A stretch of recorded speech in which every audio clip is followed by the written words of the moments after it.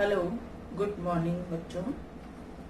हम अभी तक गद्य, पद्य और ग्रामर का पोर्शन पढ़ा हम लोगों ने, और एक एक लेसन हमारा सब जगह कंप्लीट हो गया।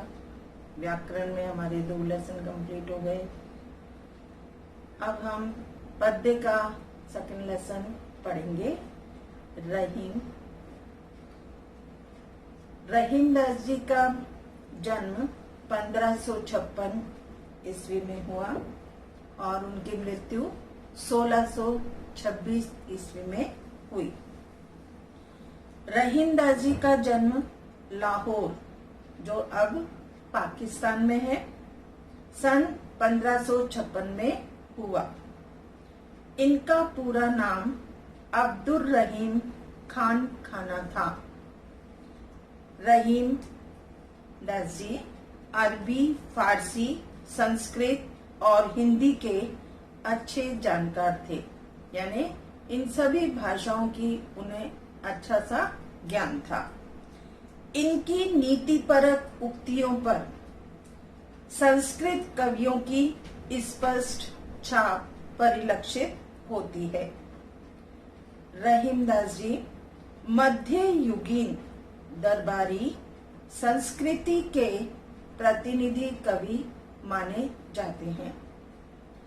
अकबर के दरबार में हिंदी कवियों में इनका महत्वपूर्ण स्थान था, यानी जो अकबर का दरबार था उसमें बहुत सारे कवि थे, लेकिन हिंदी कवियों में इनका बहुत महत्वपूर्ण स्थान था। रहीम अकबर के नवरत्नों में से एक थे। अकबर के नवरत्न प्रसिद्ध माने जाते हैं, तो उन नवरत्नों में से एक नवरत्न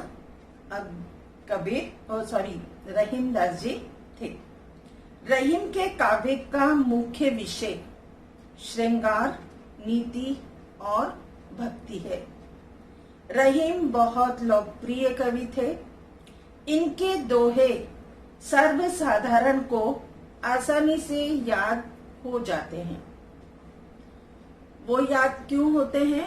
क्योंकि उनमें कोई ना कोई शिक्षा हमें मिलती है, जिससे कि हमें वो शिक्षाएं याद रह जाती हैं और उनके दोहे भी याद रह जाते हैं। इनके नीतिपरक दोहे ज्यादा प्रचलित हैं, जिनमें दैनिक जीवन के दृष्टांत देकर कवि ने उन्हें सहज, सरल और बोधगम्य बना दिया है। रहीम को अवधी और ब्रज दोनों भाषाओं पर समान अधिकार था। रहीम दास जी को अवधी भाषा और ब्रज भाषा दोनों पर बराबर का अधिकार था।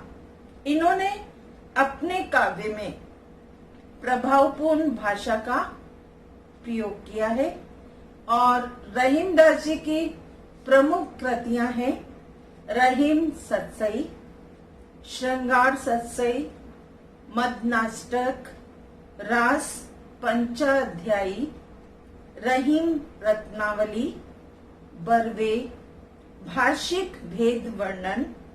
ये सभी कृतियां रहीम ग्रंथावली में समाहित है, यानी रहीम ग्रंथावली एक उनकी बुक है जो उसके अंदर ये सब कुछ दिया हुआ है। प्रस्तुत पाठ में रहीम के नीतिपरक दोहे दिए गए हैं।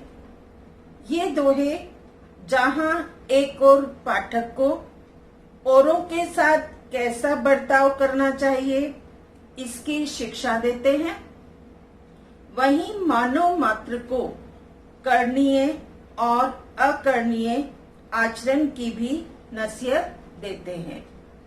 यानी मनुष्य को वो एक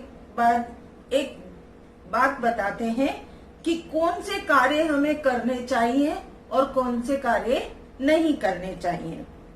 इसका आचरण की भी नसीहत देते हैं। इन्हें एक बार पढ़ने के बाद जो इनके नीतिपरक दोहे हैं उनको एक बार पढ़ने के बाद भूल पाना संभव नहीं है। यानी कोई भी अगर हमारे सामने कोई भी बात आती है तो हमें दोहे याद आ जाते हैं और उन स्थितियों का सामना होते ही इनका याद आना लाजिमी है जिनका इनमें चित्रण है। तो अभी हम आगे रहीम के दोहे पढ़ेंगे।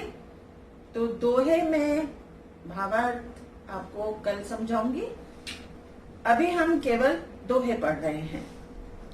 रहीमन धागा प्रेम का, आपको पढ़ने से ही कुछ कुछ समझ में आ जाएगा। रहीमन धागा प्रेम का, मत तोड़ो चटकाए, टूटे से फिर ना मिले, मिले गांठ पड़ जाए। सेकंड है, रहीमन निजमन की बिथा, मन ही राख्यो गोय, सुनी अठी लेहे लोग सब, बाटी न लेहे कोई। एक सादे सब सदे, सब सादे सब जाए, रहीमन मूलई सींचियो, फूले फल अघाए। फोर्थ है, चित्रकूट में रमी रहे, रहीमन अवध नरेश, जापर विपदा पड़त है, सो आवत यह देश। अगला, दीर्घ दोहा अर्थ के, आखर थोड़े आही, जो रहीम नट कुंडली, सिमटी कूदी चढ़ी जाई। अगला है, धनी रहीम जल पंख को, लघु जिए पियत अगाए, उदधी बड़ाई कौन है, जगत पियासो जाए। नेक्स्ट, नाथ रीजी तन देत मृग, नरधन हेत समेत, ते रहीम पशु से अधिक, रीजो कुछ न देत।